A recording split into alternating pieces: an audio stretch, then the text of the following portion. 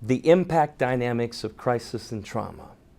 We've now moved into understanding or studying what do you do when you're facing a crisis and trauma situation?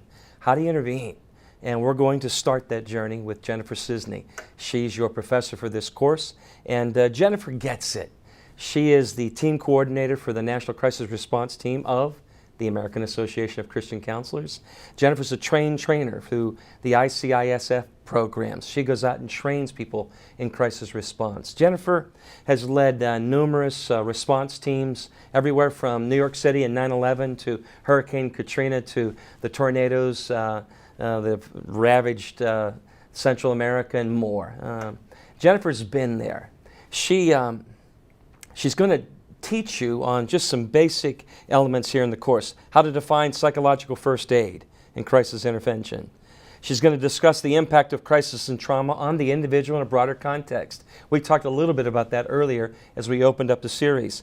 She's going to look at all the ways that people battle with various symptoms, emotionally, relationally, spiritually, physically. So many manifestations of how trauma expresses itself in a person's life. Down to how do you time interventions and what assessment tools and protocols do you use up front. This is where you're getting your feet wet and really understanding what are my first steps to get started in responding to someone in a crisis and trauma situation. Let's go now to Jennifer Cisney.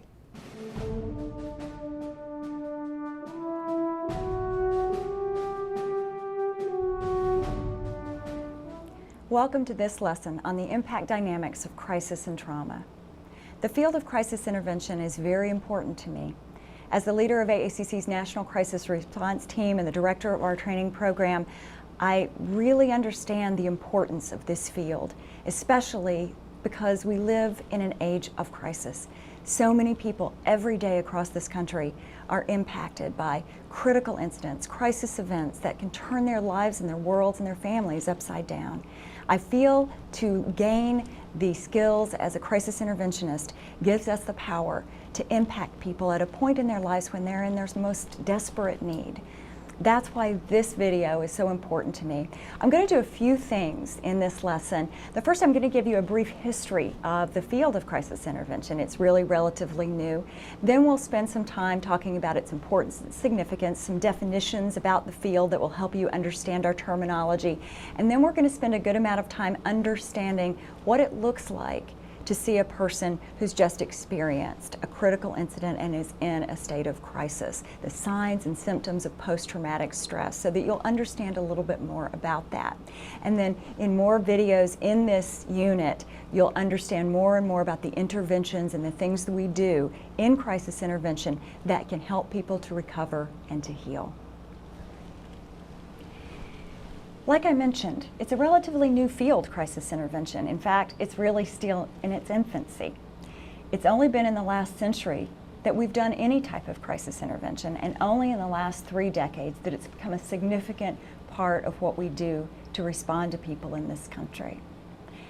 The modern day crisis intervention that we now practice really has its roots in the military, in military psychiatry. It was our military personnel that we first recognized were experiencing events that were traumatic and were affecting them spiritually, psychologically, physically, and cognitively. In World War I, we see some studies. I'm not going to go into these, but you'll have references to them in your materials. We see the first empirical evidence that early intervention reduces chronic psychiatric morbidity. In common terms, when you do early intervention with someone who's experienced a psychological crisis, it can help prevent chronic psychiatric problems and long-term distress. In World War II, we have studies and we have evidence that we actually bring into today's modern day crisis intervention, and things that are now the active ingredients, dynamics that are still important in our modern day crisis intervention, had their roots in what was done with the military personnel in World War II. Those are processes like immediacy, attending to what has happened within the first 24 to 72 hours after the critical incident has occurred, proximity, going to people on the front lines where they are rather than waiting for them to come to a mental health office or a hospital for intervention, and expectancy, helping people to know what to expect after a crisis has occurred and setting up an expectation that they will get better. Without further treatment or major interventions, they can expect their lives to return to normal. But these aspects, as you will see in further study about the field of crisis intervention, are things that we still use today and are a very important part of our crisis intervention processes. But it's really, like I said, only been in the last 3 decades that in the United States we have seen things happen which make us realize the importance of crisis intervention, not just for people in the military or our emergency service personnel like firefighters and paramedics, but really for civilians, for everyday people who experience traumatic events. Most of you watching this will remember the events that I'm about to go through, because again, it's only been in about the last 30 years. But in 1986, if you remember that, an event occurred which changed our views on workplace violence and the safety of our workplaces. A postal worker went into his place of employment and shot 13 of his co-workers, fellow postal employees, and killed them. At that time, this type of violence, this violent act in a workplace, it shocked and amazed the people of this country. We couldn't believe that something like that could happen in a place where we felt safe, in our office that we go to every day. But today, not that far in the future, it's become a common occurrence. And in your newspapers and on your TV news, on a regular basis, you hear about these types of events, acts of workplace violence, domestic violence that occurs in the workplace, and it's become something that we've come to almost expect. Then in 1993, the first World Trade Center bombing occurred. It was an act of terrorism on U.S. soil, and it was hard for some people to believe. Then, in 1995, we all remember the bombing of the Federal Building in Oklahoma City. I think we will always remember those images, those graphic images from that bombing. And what is most significant to me is the fact that we suddenly realized as a country that not even our children were safe when we see a daycare center bombed and little children's lives lost. It was devastating to us, and I think it changed our perception of our safety. And then in 1996, there was the TWA 800 mass air disaster. This changed the field of crisis response in that there was a recognized and stated need, not just for victims, but for their families. And crisis intervention became a regular part of ministering to the families of victims of crisis and disaster, especially air disasters. And then the event that probably is most striking and significant for me personally and for our organization, the American Association of Christian Counselors. In 1999, in the spring, in a high school in Colorado, 2 high school students walked into their high school, Columbine High School, and began to shoot at their teachers and their fellow students. And what occurred was the first mass casualty shooting at a high school. Again, this rocked our nation. We couldn't believe that something like this could happen in our schools. But today, it's become a common occurrence. Schools, college campuses all over the country have instated crisis response programs. They're training crisis intervention teams because they know that it's probably not a matter of if an act of violence will happen at their school, but a matter of when. It was following the events at Columbine High School that the American Association of Christian Counselors decided that we needed to institute a national training program in crisis intervention. Believe it or not, the most significant organization in Christian counseling up until that point had no formal training program in crisis intervention. I was blessed to be a part of that, and as we formulated and created that program in 2000 and then launched our first training program in the January of 2001, we knew we were doing something significant and important, but we had no idea what God was preparing us for. God did know what He was preparing us for. And on September 11th, 2001, when terrorists flew planes into the World Trade Centers in New York City and the Pentagon in Washington, D.C., we were prepared to train an army of Christian providers to go in and minister to people whose lives had been devastated, and really to an entire country whose lives had changed because of these acts of violence. I feel grateful that God prepared us for that, but also at the same time, I feel the level of responsibility that we now have as Christians to respond to what's going on in our country today, and how crisis and trauma are devastating individuals, families, our church communities and organizations. And I want to thank you for viewing this series, and I know that you are taking a personal commitment to investing in ministry to people who've experienced crisis and trauma. And the things that have happened in our country in the aftermath of 2001, of September 11th, what's going on with our military personnel and their families now, all of this creates an ongoing daily need that we as Christians need to respond to. And thank you for being willing to get the training that you need to be a part of that ministry. I want to start now by giving you some definitions that we'll be using in this unit about crisis intervention. And this may be elementary to you if you've already taken one of our courses, if you've already had basic CISM, but be patient with me because I know there are people watching who may not understand the definition of these terms, and I want to clarify these things. We use the term critical incident, as in critical incident stress management, to indicate the event that occurred, the catalyst for the emotional or psychological, physical trauma that people experience. The event would be a terrorist attack, a hurricane, a flood, an act of violence. That we call the critical incident. Sometimes people get that confused with the crisis itself. The crisis is actually people's response, reaction to the event that has occurred. It creates a crisis for individuals when they experience the incident. The reason it's important to distinguish this is, as a crisis responder, in doing crisis intervention, you always want to respond to the crisis, meaning the reaction of the individual, rather than the critical incident itself. Let me give you an example. Many times we expect people to have a crisis because an event is of a certain magnitude. That's not always the case. I've seen people that have witnessed terrible things, gone through great trauma, and somehow God has protected their heart and their mind in the midst of that, and it really doesn't become a severe crisis for that person. However, I've seen other situations where an event that we might not think has great magnitude or would have great impact on a person's life because of other events that they've had in the past or other things that are going on in their life at the moment, it can create a terrible crisis in their life.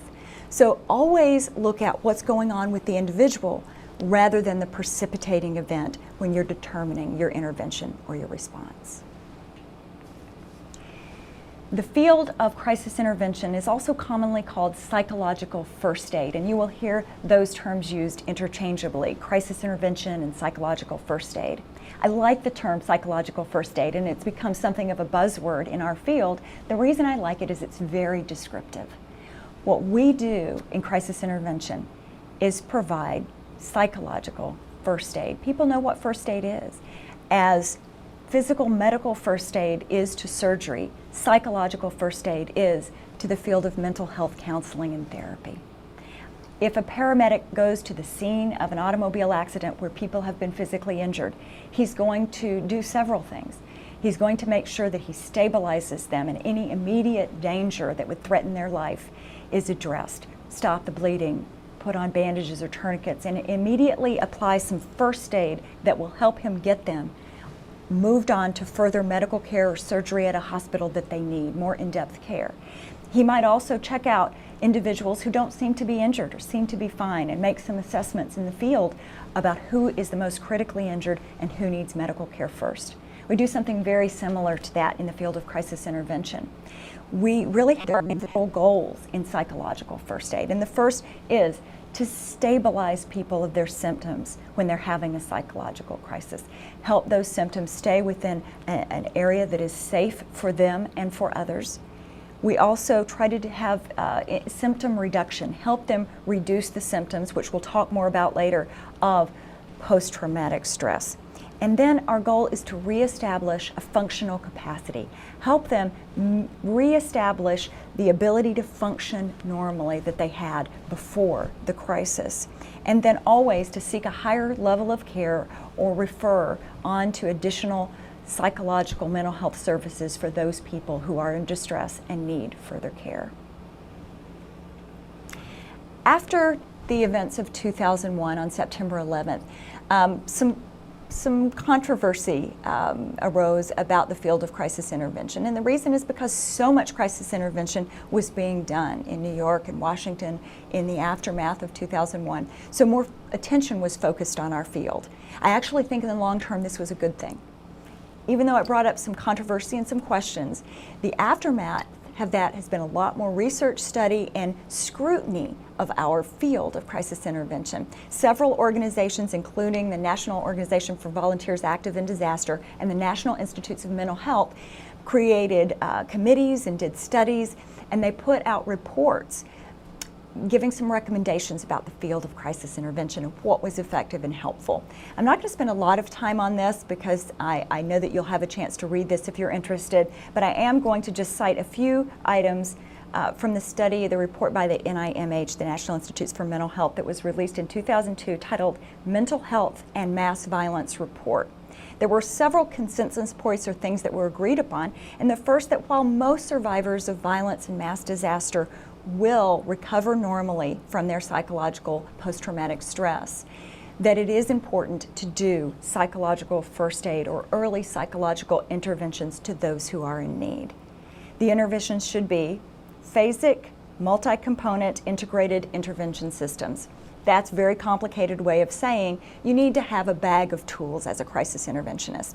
You need to not just have one type of intervention, but many types of interventions that can be applied in phases following the crisis, and also that different interventions can be applied with different individuals, groups, or families. And the CISM model that we use is exactly that kind of phasic integrated multi-component system.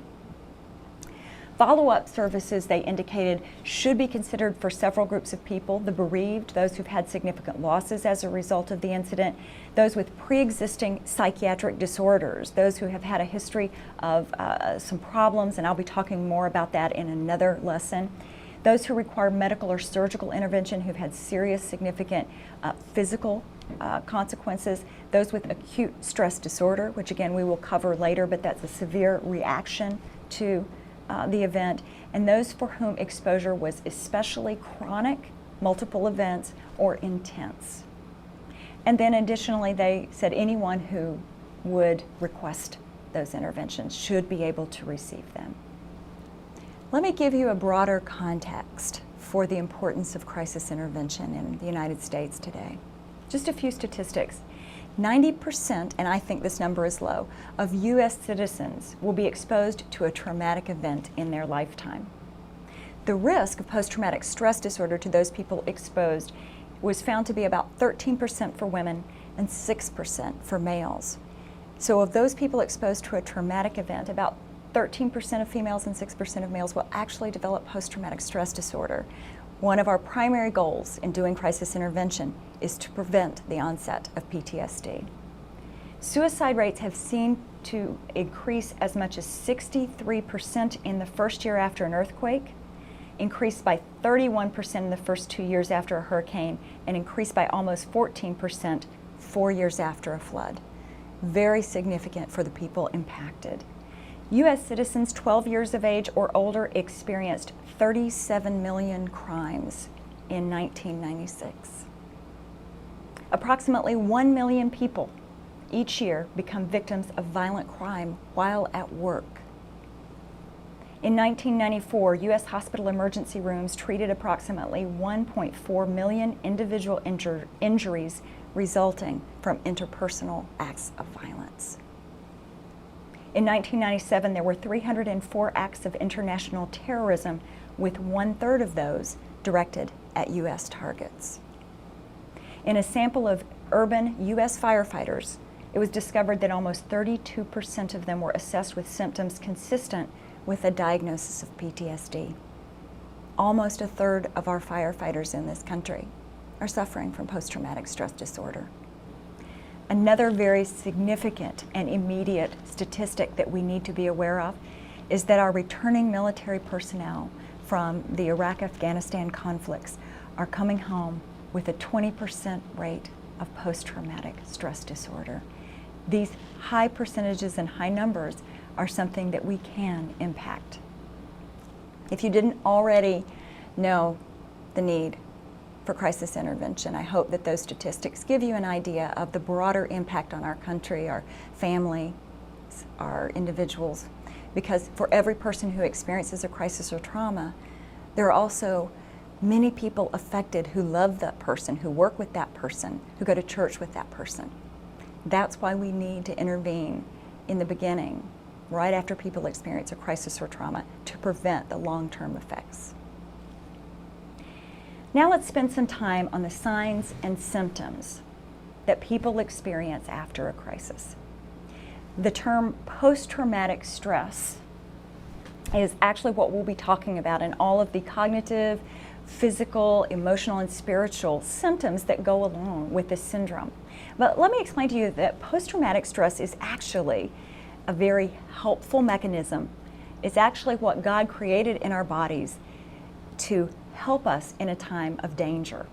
You might have heard the term flight or fight response. That's what happens to our body. Our mind, our brain, our physical body actually changes when we are faced with a threat to our safety or to the safety of those around us. I think God put this sort of alarm system into us to help us remain safe and protect ourselves from threats. What happens with people is not a conscious system. It's an alarm system that is triggered when we perceive danger. And let me tell you a little bit about the changes that occur in our brains and our bodies.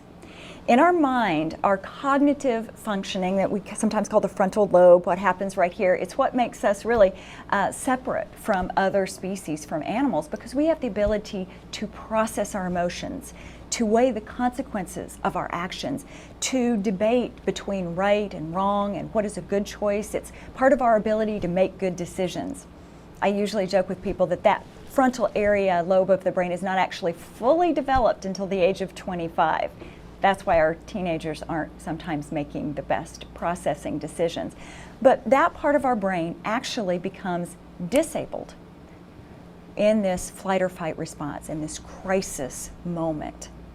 And what we do is revert to what some people call the animal brain or the animal instinct. An area in our brain called the amygdala gets fired up. And this part of our brain enables us not to spend time debating of what to do or weighing the consequences of decisions, but to act.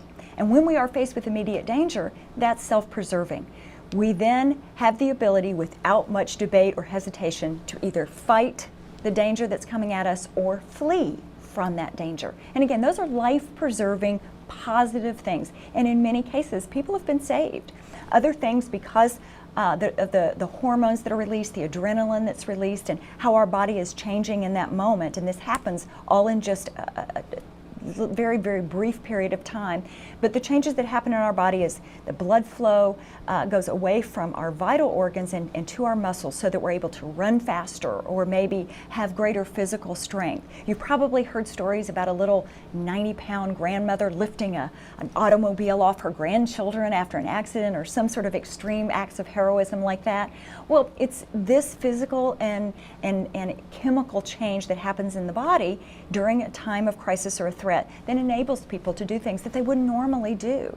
We don't feel pain the way we normally do in this time period because, again, our body is in this heightened state of awareness and we're just able to act without all of those things that would restrict us. And again, God gave us this wonderful mechanism. However, when that mechanism goes awry, that's when we have a syndrome, post-traumatic stress disorder, that can actually disrupt people's lives and their functioning and be devastating to them. But let's just say you have a baseline that we operate at normally, and then when this crisis event occurs, you go up to this fight or flight response with adrenaline. Well, there's a period of time after the danger is past that it will take for you to come back to normal functioning and for your brain and your body to operate the way it did before the crisis occurred. That period of time, and it does take some time for those functions to go back to normal, is a period that we expect people to have a syndrome called post-traumatic stress. And it is a normal reaction to an abnormal event, something that doesn't occur every day, something that is a danger or a threat, but the post-traumatic stress is a normal response to that. Let's go over some of the symptoms so that you will recognize those. We're going to do this briefly, and you'll see them on your screen. I'll talk about them. The ones that you see in bold are the ones that you need to, as a crisis interventionist, be the most concerned about, because those symptoms, while they may be normal, are a sign that this person needs further attention. It's very normal for people to experience confusion and an inability to concentrate. Remember, that frontal lobe that helps us make decisions and concentrate and focus has detached, and it's not functioning the way it is. So you've probably noticed, if you've been with anybody after they've experienced a crisis, anything from a traffic accident to something that just scared them, that sometimes they're a bit confused. They don't remember things correctly. I've noticed that people after a severe crisis event may forget things or not be able to articulate things, even like their address or their phone number. Nothing to be worried about. It's just because of this post-traumatic stress. People have difficulty in making decisions. Sometimes they can even experience sensory distortions, their visual or their sense of smell or their hearing cues. Not that they hallucinate, but those things can be heightened or seem extreme. People often experience guilt, and I don't mean guilt over something that they should be experiencing guilt over, but guilt in ways to think, I should have been able to do something to stop this event, when they would never have been able to do that. So an inappropriate or distorted sense of guilt.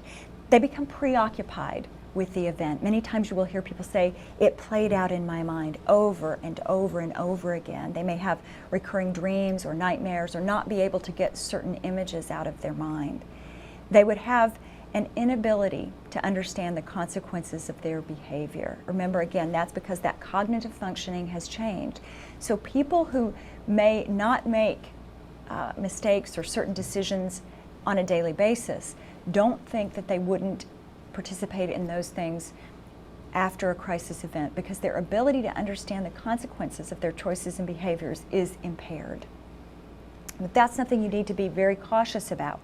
And any time that people have suicidal or homicidal ideations, which can happen after a trauma, you need to take those very, very seriously. We have another whole video that will deal with suicide.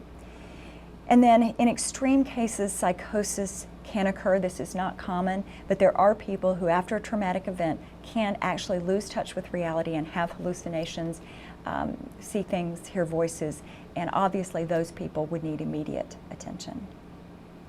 The emotional symptoms that we experience are high levels of anxiety. People even who aren't normally anxious may experience high levels of anxiety and irritability. Things that wouldn't normally bother them, things that would not normally be distressing to them will be in the aftermath of a crisis. People become angry, and I don't mean angry over things that they would normally be angry at, but an extreme level of anger over things that are inappropriate, or maybe they are not corresponding to the level of anger they should have over something. Panic can also happen, and people have been known to have their first panic attack after a traumatic event. But that should definitely be a symptom that you give immediate attention to, because panic and panic attacks are the symptom that is most commonly associated with self-medicating with drugs or alcohol. Extreme cases can be a vegetative depression. This is where everything is depressed. People sometimes don't even talk or eat. They become so depressed. People can have extreme fear or phobia responses, where they have phobic avoidance of anything that might trigger a memory of the traumatic event. And then extreme grief and sadness over what has been lost. The behavioral symptoms that can happen in post-traumatic stress include impulsiveness and risk-taking. And again, I want to encourage you to realize that people who may not act in certain ways behaviorally and on a day-to-day basis, their behavior patterns may change after a traumatic event. And it doesn't mean that their character has changed. It's a part of the syndrome of post-traumatic stress, that their behavior for a period of time may be something that their family, their friends wouldn't ordinarily recognize. They can eat excessively, they can use drugs or alcohol when they normally would never have used drugs or alcohol. They can have experiences with sexual behaviors or spending behaviors that are very extreme. It's very common for people to have a hyper-startle response, meaning they're hyper-vigilant and they're always on the lookout for danger. And that can create a very situation where you say someone is very easily frightened or startled. Compulsive behaviors are common with people experiencing post-traumatic stress. They may do something compulsively. That can be something that is as mundane as washing their hands. It can be something extreme, again, like behaviors like gambling or alcohol use. People often have sleep disturbances. It can be that they sleep excessively or they're unable to sleep. But the most common syndrome is that they will be able to go to sleep, but then they will awaken maybe by a dream, a nightmare, an intrusive thought, and they won't be able to go back to sleep. There is a withdrawal and an isolation that people experience. They withdraw from their friends, their family members, and sometimes from their faith communities, and can isolate themselves after trauma. Family discord is common probably as a result of all of these other symptoms. So it's very important that you educate a family on what to expect and that these are normal aspects of post-traumatic stress, because often that can just devastate the relationships in the family when one person is experiencing post-traumatic stress. Post-traumatic stress can be particularly devastating to the families of military personnel. They've had to be stressed by the separation from their loved one, and then when mom or dad comes back into the family, often they will be experiencing symptoms of post-traumatic stress. They'll be behaving in ways, sometimes interacting in ways that are unfamiliar to their spouse or their children. This can be particularly difficult for children who've been missing their mom or dad so much, and then when this person returns, they aren't behaving like the mom or dad that they knew. This can be very stressful for families. It's common for people to have crying spells and have a 1,000-yard stare. It's that ability to sort of disconnect from the world around you and not be aware of your environment because they're focused on the traumatic event that has occurred. And the extreme cases, again, of behavior would be violence or antisocial behavior. Some other classic examples that we're seeing now are in our military veterans returning home from war. They have stories of sometimes very extreme responses and behavioral consequences that involve weapons. And we're going to hear now from one of those veterans about his own personal experience with post-traumatic stress. Hi, my name is Gary Bykirk. I'm a Vietnam combat veteran, former Green Beret, Special Forces medic. Through some of those experiences in Vietnam, most importantly, I've become a Christian. And I'd like to thank you for this opportunity of being able to share with you some of the experiences that I have gone through that have helped me heal from the trauma that war has caused in my life. Shortly after I gave my life to Christ and said, God, whatever you want, I will do it, God presented me with the Congressional Medal of Honor. Very shortly after that, as I was reading the scripture, I came across a verse in Psalm 49, verse 20, that says, man that is in honor and understands not is like a beast that perishes.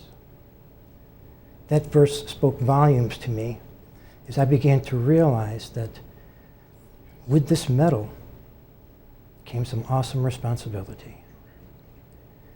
And it was my obligation to begin to try to understand, God, why did you give this to me? I certainly didn't deserve this.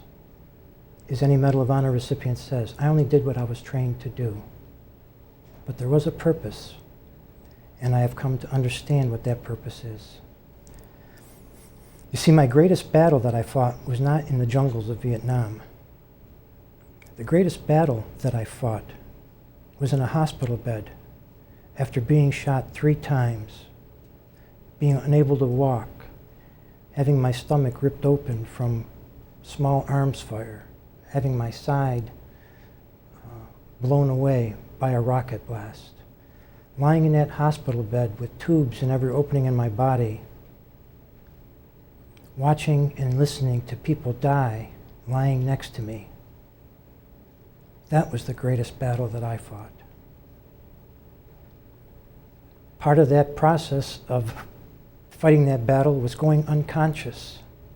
And there is no scarier experience than trying to keep yourself from closing your eyes and slipping into unconsciousness.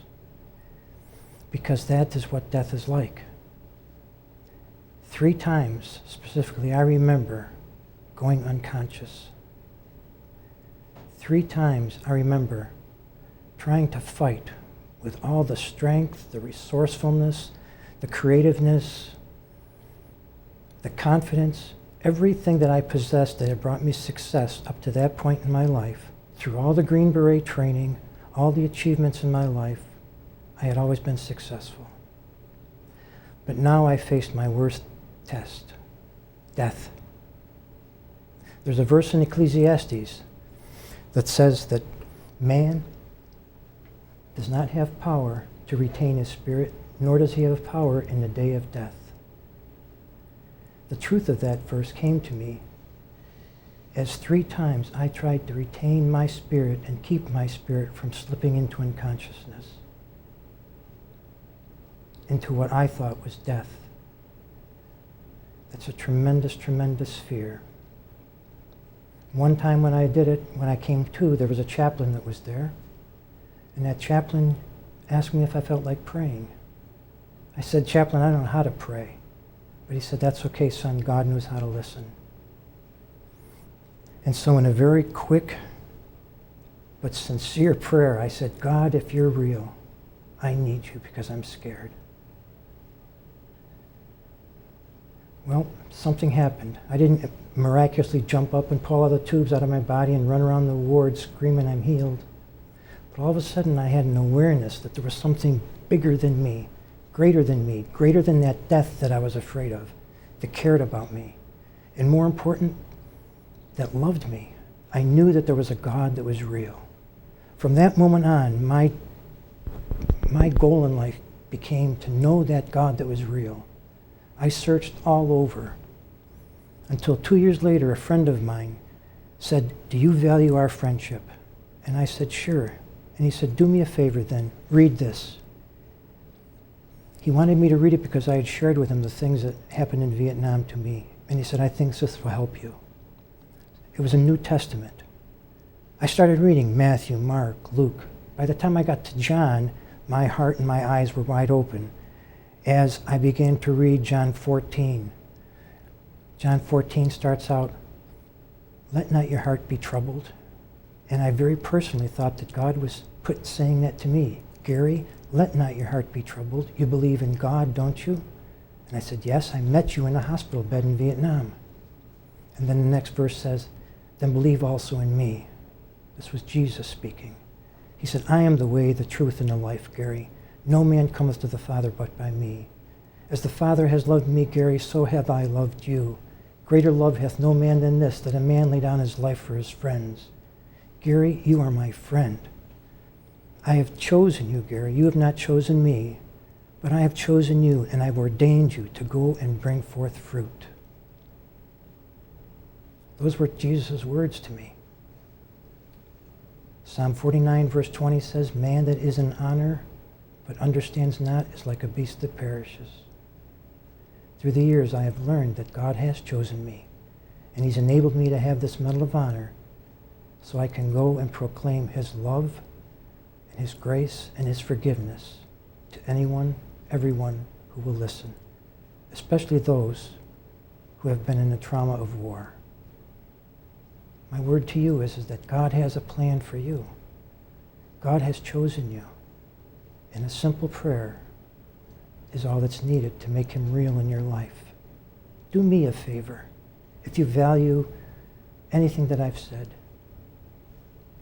read the Gospel of John, and may God speak to you as he has spoken to me, because he loves you as I know he loves me. I often tell people a story about a gentleman where I used to practice counseling who was a wonderful, kind, and gentle man who attended church on a regular basis. But he, many years before this event occurred, he had lost a little girl who was kidnapped and abducted and murdered. Tragedy for any family. It ended his first marriage, and he really never had in-depth counseling to deal with the pain of the loss of his little girl. Many years later, he remarried, and he had a teenage daughter, and most people in his life weren't even aware about the tragedy that occurred so many years ago. But one day his teenage daughter, came home and disclosed to her father and her mother that a close family friend had sexually molested her. The father was immediately so traumatized by this news that without telling friends or family, he got in his car, took his gun, and shot the man who his daughter had claimed abused her. Everyone was shocked and devastated. They couldn't believe that this wonderful, kind, gentle man who had never committed any act of violence in his life would commit this aggressive act of violence. But it was something that was a result of the post-traumatic stress, the loss of his first daughter, then compounded by the news that his older daughter had been abused, had triggered in him behavior that he would never normally express. That can happen, so you need to be very aware of these types of behaviors and screen for those and be very careful and take any threat or any thought of someone harming another person or themselves very, very seriously during this time. Some of the physical consequences of this post-traumatic stress syndrome that happen are a rapid heartbeat or actually a slowed heartbeat. Tachycardia or bradycardia can happen in either direction. People frequently have headaches in the immediate aftermath of a crisis. Some people can hyperventilate or have muscle spasms. Psychogenic sweating, that means sweating that has nothing to do with their temperature or being hot. Extreme fatigue and exhaustion. I commonly hear from people who've gone through a traumatic event that they will sleep for hours and hours, but still feel extreme fatigue and exhaustion that they can't really extinguish by sleep or rest. People can experience indigestion or nausea or vomiting, and then in extreme cases, and these are again are symptoms that you need to be very aware of, there can be blood in their stool, sputum, vomit, or urine. These things indicate that there could be extreme digestive situation going on, which can occur, and you need to address that immediately. Some people will have chest pain or even a loss of consciousness in the immediate aftermath of a crisis event. Those things should get immediate medical attention, though sometimes it isn't a heart attack but a panic attack that's creating the chest pain, and sometimes people can faint or pass out from just the emotion. But again, those need to be addressed immediately with medical attention to rule out any sort of medical complication. Then last but certainly not least are a series of spiritual symptoms that people occur in post-traumatic stress. It's very common for people to be angry with God. They ask why questions of God. And these aren't questions that we need to give them answers to, but they're questions we need to allow them to have in a place of struggle or pain that is perfectly normal, that we need to normalize for them. Oftentimes you will see people actually withdraw, people of faith withdraw from their faith-based communities and cease attending worship. Sometimes you'll hear that it's very difficult for them to pray. Other times people will have the opposite reaction. People who haven't had a strong faith or maybe have been experiencing a separation from God will suddenly cling to their faith in a need for hope. Either of those extreme reactions are very normal. I remember attending church on the first Sunday after September 11th, 2001. Couldn't even find a space in the parking lot. So many people came to church that Sunday. People were searching and they were looking to their faith. So either reaction, an anger at God or a drawing near to God, can be a part of the post-traumatic stress process. After indicating all of these symptoms, and of course you will need further study and a lot of experience to be able to recognize these symptoms and what's normal and what reflects the need for greater care, it's important that you learn skills of assessment, both through training and through experience. Because assessing these symptoms, knowing which ones are or could be dangerous to the individual and which ones are just a normal part of post-traumatic stress, is key to effective crisis intervention. Because as crisis interventionists, we need to be able to normalize those symptoms for people who are experiencing extreme crisis. Let them know that what they're experiencing is, again, a normal reaction to an abnormal event. Tell them that these symptoms will subside and pass. Give them some practical help in how to help those symptoms subside and help calm their fears that they're going crazy or losing their minds. But let them know that you're there for them and will get them the attention and the care that they need to get through this period of crisis. Just a few cautions about the interventions, and again, in your next lesson with Tom Webb, you're going to hear about specific interventions, and hopefully you'll be encouraged to get training to perform those interventions for people. But those interventions can be done either in groups or one-on-one. But regardless of how you're doing interventions, there's a term that you need to be aware of, and that term is vicarious traumatization. What that essentially means is the trauma that people have experienced, the things that they saw, that they witnessed, that they went through and experienced, have traumatized them. But there is also a danger that people can be traumatized by hearing the story of what another person saw or witnessed. And that is called vicarious traumatization. I'll give you some examples. When I worked in New York after 9/11 with the AACC team, I heard some of the most horrifying stories. Some of the most terrible stories came from people who were actually on the ground, on the streets, outside of the World Trade Centers on the day that the planes flew into the towers and that the buildings collapsed. I remember one training that I was doing on Staten Island, and there was a wonderful, kind, caring pastor there. And he came to me and said, "Jennifer, I need to talk to you." Because one of the ladies in my congregation, she was there that day that the plane flew into the first tower of the World Trade Center, and she witnessed some things, and they were so devastating and traumatic for her that she needed to share those things. And so I encouraged her to share them with me. But since she shared those stories, I can't get the images out of my head, and I need to talk to someone. This pastor wasn't there. He didn't see those things happen himself. But he was traumatized by the words and the images that this woman who he cared for had spoken to him. And so I allowed him to share these stories with me. Part of what we do as crisis interventionists is we bear one another's burdens. And when things are too difficult for us to bear, visions too horrifying, memories too terrifying, we can help others by allowing them to share that. But we need to be very cautious, because some of these events are so traumatic and so painful that even the second time, or with me receiving them third hand, they were still difficult to deal with. So we need to be aware, first of all, of the principle of vicarious traumatization and allowing people who've witnessed terrible, terrifying things to just share that information with anyone. We should make sure that they have an opportunity to share. But as the crisis intervention professional, we need to make sure that we make that a safe environment where they're not sharing it with other people who might be further traumatized by that. We call this circles of impact and homogeneous groups, meaning the people that are in group interventions or that share their stories with one another should have seen something very similar, witnessed the same event. They should have been impacted similarly. If someone did not witness a traumatic event, don't put them in the same group intervention with someone who witnessed a terrible event. Then also recognize that you, as the crisis response professional or clergy or layperson, you will need to get some care for yourself. Get adequate training, and remember that you need a chance to debrief and share and have a place to rest those burdens that people share with you. Ultimately, we leave those at the foot of the cross. We give those to God on a daily basis.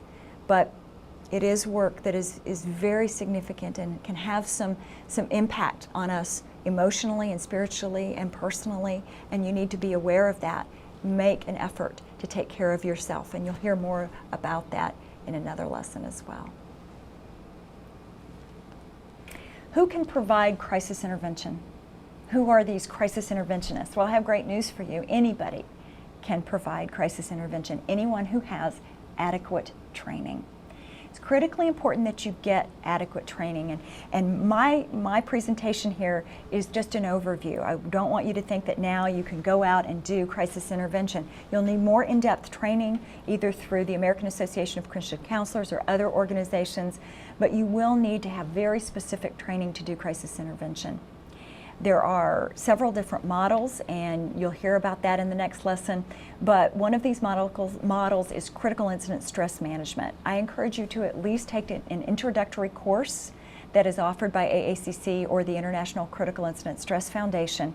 And if you are planning to do in-depth crisis intervention and make this a part of your life's work or your ministry, you'll need to have ongoing training as new developments occur in the field and as new research comes out and new techniques are added. You'll need to stay up to date and maintain your continuing education in this field. I cannot emphasize enough the importance of in-depth and ongoing training in crisis intervention.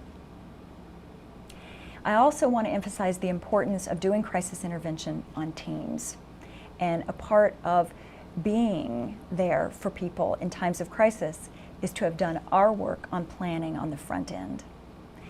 Most of the criticism that comes from crisis intervention is because people haven't planned adequately. It's hard to prepare for disasters. That's why we call it a crisis. We didn't know it was going to happen. It can often be chaotic. So you need to, though, be a part of a team, an organization that works together and that has policies and procedures in place so that when that crisis event occurs, you at least have a protocol to follow. One of the biggest criticisms, again, of people who are doing crisis response is that they show up without being invited to a scene of disaster and think that they can just walk in and do crisis intervention without going through protocols and policies of structures of the organizations that are trying to give a formal ministry. So whether these are government organizations or organizations like the Red Cross or the Salvation Army, we need to be a part of what they're doing and be invited as a part of a team to do crisis intervention rather than just showing up on the scene of a disaster. For churches, I would really encourage you to form a crisis response team. I would encourage you to form ministries that are specific to the different groups that may need this type of attention. I would encourage you to, as I know you're being encouraged to in viewing this series, to create support groups or training programs in your church that can address the needs of military personnel and their families, of people who've experienced traumatic losses or grief, children who may have been exposed to crisis trauma or loss. These programs already being in place can be an incredible ministry when a time of crisis occurs. One thing that we're not able to do is try to suddenly scramble and get training after a crisis has occurred. Because crisis intervention, and as you'll hear more about this in the rest of the programs in this unit, is about immediate response. Response within the first 24 to 72 hours after a crisis has occurred is critical. It's critically important to helping people return to normal functioning and helping prevent post-traumatic stress disorder. So it's important that you as an individual, your church as an organization, and your crisis response team be adequately prepared before the crisis occurs. As you've heard about all the events that I've mentioned that have gone on in our country and all the statistics about the crisis that occur every day in our communities, you know that it's not a matter of if a crisis is coming to your home, to your church, to your community. It's just a matter of when. And as a Christian, as a follower of Christ, I encourage you to be the one that steps out in faith, to walk with people through the darkest moments of their life. Because one thing I love about working in the field of crisis intervention as a Christian is that we have the primary component of healing to offer people who are hurting. And that component is hope. We can offer a hope that the secular world can't, that people without Christ can't. Because while we are on this earth, we will have crisis and trauma and loss. And we can't really heal those things for people, but we can give them hope. A better future, an eternity where we'll be reunited with loved ones and where there will be no pain and there will be no suffering. So that's why I encourage Christians to go into this field of crisis intervention, because we can walk into these dark times of crisis knowing that we hold a hope in our hearts that can transform people's lives and not just get them through the darkness, but really make the crisis and coming through on the other side a transformative experience that can give people a character that is more like Christ and draw them closer to the heart of God.